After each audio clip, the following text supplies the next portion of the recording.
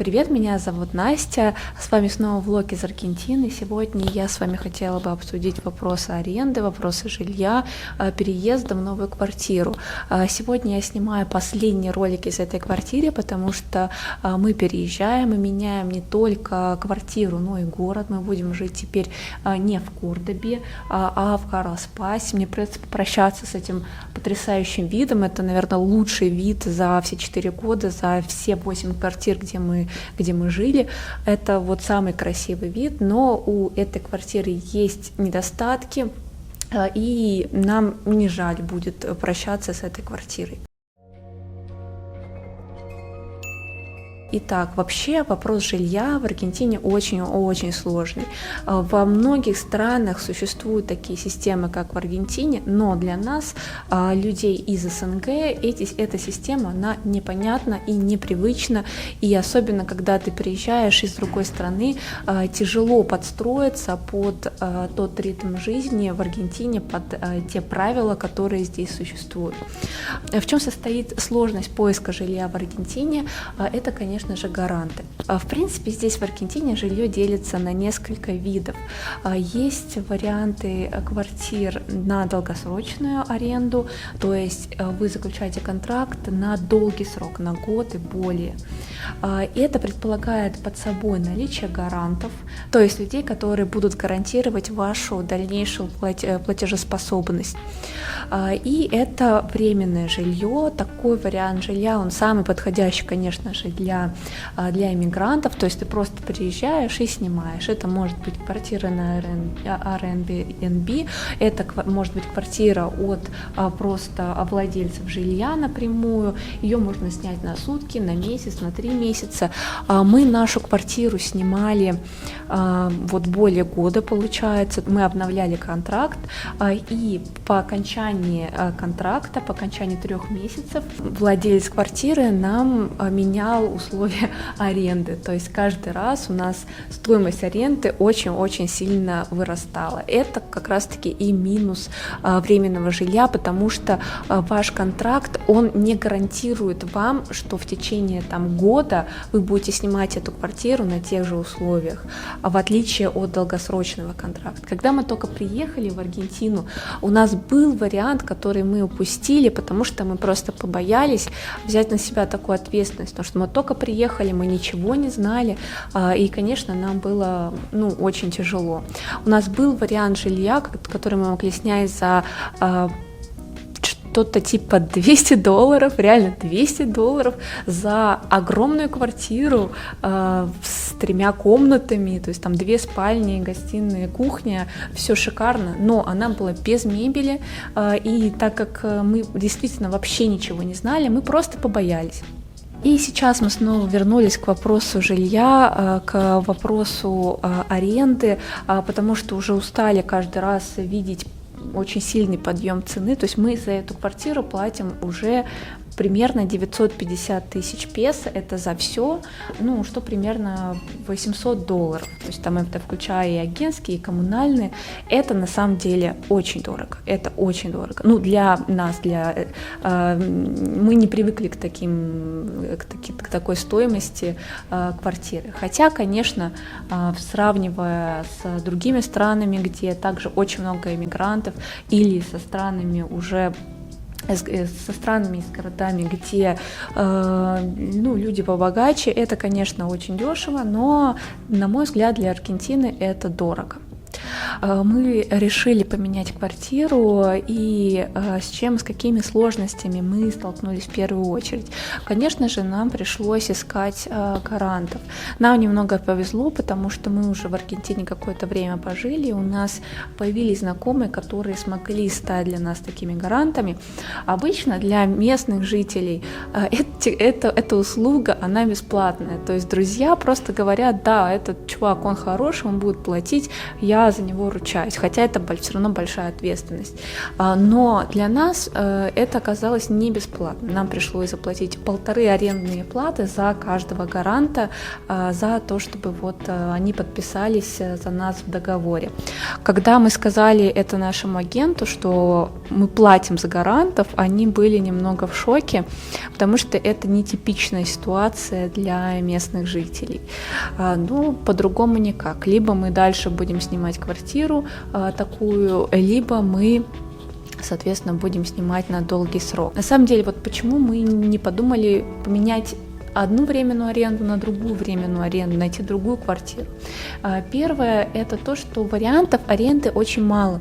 По сути, если захотите искать именно на короткий срок, малое количество вариантов, можно найти малое количество вариантов, они нам совершенно не подходят. Зачастую это квартиры, где очень много мебели, там не поставишь рабочие столы, и квартиры могут быть очень маленькие, и также они будут очень дорого стоить. То есть квартиры намного дороже, чем наши, там по $1000, а место там как в студии, и жить в таких квартирах мы уже, к сожалению, не хотим, нам уже хватило. И если снимать, к примеру, квартиру на Airbnb, это тоже не совсем удобно, потому что такие квартиры чреваты тем, что хозяин вдруг там снова поставит эту квартиру, ее кто-то снимет, и тебе срочно нужно будет уезжать с этой квартиры и искать другой вариант. Поэтому мы решили все-таки найти вариант постоянной аренды и закрыть этот вопрос на 2 года. В процессе поиска мы находили очень много хороших вариантов. Нам подошел дом, то есть нам очень понравился вариант дома, который я нашла. Я ездила много-много раз в Карлсбад, смотрела разные варианты, нашла шикарный дом от владелицы, то есть она напрямую сдавала его без агентов. Агентство недвижимости в Аргентине называется Inmobiliaria, и вне Inmobiliaria найти квартиру очень-очень сложно. То есть они по большей части сдаются через агентов, потому что люди просто боятся. И агенты боятся сдавать квартиры, 10 тысяч раз перепроверяют твои документы, и собственники боятся сдавать квартиры без агентов, потому что они боятся что-то напутать. Мы нашли дом, шикарный дом, очень нам понравился, это был бы идеальный вариант для нас и по цене, и по качеству, и мы уже обо всем договорились, даже о том, что хозяйка выкинет 2 ненужные кровати, с которыми нам нечего было бы делать, но в конечном итоге мы должны были ей предоставить гарантию, о которой мы заранее договорились, но оказалось, что эту гарантию мы предоставить не можем. То есть в Аргентине есть такой вариант гарантии, называется Seguro de caución. Это гарантия от банков или от агентств различных, которые вам за деньги предоставляют гарантии. Но, к сожалению, прикол в том, что просто так за деньги эти гарантии не предоставляются. Помимо этого, вам нужно предоставить гарантии, вдумайтесь вот в этот момент, вам нужно предоставить гарантию, чтобы получить гарантию. Насколько здесь люди не доверяют другим людям в плане аренды, в плане каких-то дел и договоренностей. И так как мы иностранцы, мы здесь не работаем в местных фирмах, у местных работодателей, мы не можем предоставить ресибо де суэльдо, которое они требуют. Ресибо де суэльдо – это сводка о твоей заработной плате, это последний чек, который тебе дал работодатель. И зачастую требуется либо один такой чек, либо 3 чека за последние 3 месяца. Вот мы такие чеки предоставить не могли. И другой был вариант – это предоставить монотрибута. Мы открыли монотрибута. Монотрибута – это самозанятость, то есть ты сам говоришь, что вот я получаю деньги за какие-то услуги или за какие-то товары, сам пробиваешь эти чеки, сам платишь налоги. Мы открыли такой монотрибута, но, к сожалению, Такой атрибута надо было удержать 12 месяцев, а у нас оно было только в течение 1 месяца, поэтому Seguro de Caución для нас тоже не подошел в этом агентстве, в котором мы изначально хотели брать. И мы хозяйке сказали, вот мы в этом агентстве не можем получить эту гарантию, мы получим ее вот в этом агентстве, где нам уже ее подтвердили, то есть мы уже как бы договорились с этим агентством, что нам дадут эту гарантию, но вот хозяйка в какой-то момент сказала: все, я не знаю, я вам не верю, давайте снимайте на полгода, им все это максимум. А что значит полгода? Это значит, что через полгода наступит лето, и в Карлос-Пасе, а это курортный район, аренда поднимется вдвое, и мы уже просто окажемся на улице по факту. То есть это такой ход, который нам совершенно не подошел. Поэтому мы продолжили наши поиски, мы смотрели очень много квартир. Самое удивительное в Аргентине – это то, насколько меняется стоимость аренды. То есть вот мы сняли квартиру за 550 тысяч песо, это где-то примерно вот столько в долларах, я уже не могу сейчас точно посчитать, и за те же абсолютно деньги предлагались очень-очень плохие варианты, то есть абсолютно картонные сараи за 450 тысяч песо в месяц, с учетом, что там сверху еще экспенсесы, и это ужас, это был кошмар. Честно говоря, мы уже под конец отчаялись, мы думали, что мы останемся в этой квартире, но нам повезло. И в конце мы нашли вариант одного дуплекса, где очень хорошие агенты, с которыми мы обо всем поговорили, договорились, сказали: все, мы вам все предоставим, всех гарантов дадим, все, что хотите, мы сделаем, просто давайте подпишем уже договор, и мы вот хорошие ребята, вы можете нам доверять. На самом деле я уже была на таком взводе, потому что либо вот этот вариант, либо уже никакой вариант. Я вот просто вот такая вот на нервах им рассказывала на моем ломаном испанском языке, что у нас все есть, у нас есть все абсолютно гаранты, и мне даже уже потом агенты сказали: воу, транкилио, не нужно быть такой нервной, все хорошо. Настолько вся эта ситуация меня выбесила, и настолько я уже вышла из себя, уже была в очень нервном состоянии.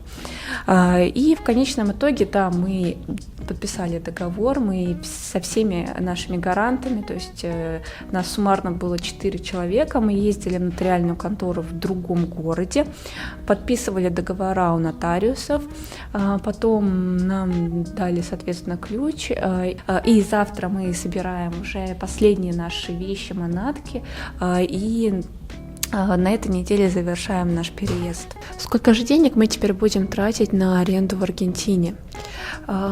Прошлую, как я уже много раз говорила, прошлую нашу квартиру мы снимаем за где-то примерно 950 тысяч песо, это примерно $800. В эту сумму включено все, это и аренда, и оплата агента, она ежемесячно с нас взимается, также это экспенсесы это коммунальные платежи, и плюс сервисиус это коммунальные платежи именно по твоей квартире, то есть это свет, газ, там вода, и т.д. и т.п.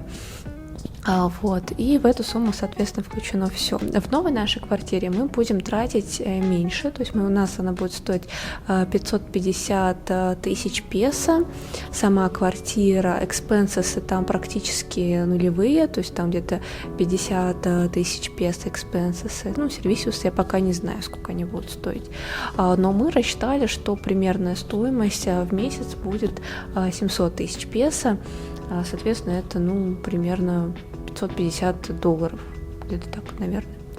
Вот. И это, большая экономия, конечно же, если бы мы в самом начале арендовали квартиру на длительный срок, то сейчас бы мы ее снимали очень-очень дешево и сэкономили бы огромное количество денег, но помимо того, что мы переезжаем в квартиру на долгий срок, нам нужно будет также покупать мебель, всю мебель, включая холодильники, матрасы. И это на самом деле большое вложение, это не только наше желание сэкономить, но это и наше желание улучшить нашу обстановку, купить ту мебель, которую мы хотим купить, и жить, обустраивать квартиру так, как мы хотим обустраивать. Это тоже для нас большое решение и большой-большой плюс. В дальнейшем мы бы хотели, конечно же, купить либо квартиру, либо дом, либо построить свой дом в Аргентине, если все сложится. Самый большой риск сейчас – это возможность того, что мы не продлимся, потому что сейчас у многих возникают проблемы с продлением. Это связано не только с университетом Сигла 21, где я сейчас учусь. У многих сейчас студентов вопросы возникают о том, как продляться, потому что из-за нововведений в законодательстве нет сейчас на самом деле отлаженной процедуры подачи на продление. И пока что все в таком подмороженном состоянии, поэтому, конечно, снять квартиру сейчас — это для нас большой риск, но мы решили на этот риск пойти в надежде, что все будет хорошо. Надеюсь, что так оно и будет. Этот ролик получился такой более спонтанный, потому что мы уже сидим на чемоданах, и уже не так много времени, чтобы снимать несколько вариантов и дублей, поэтому в описании к данному ролику я более структурированно напишу свои мысли по поводу аренды квартиры в Аргентине. И также у меня теперь есть небольшой телеграм-канал, вы можете на него подписаться, там я рассказываю разные советы, истории про Аргентину. И спасибо большое, что смотрели данный ролик, оставляйте ваши комментарии, ставьте лайки, и до встречи в следующем ролике. Пока!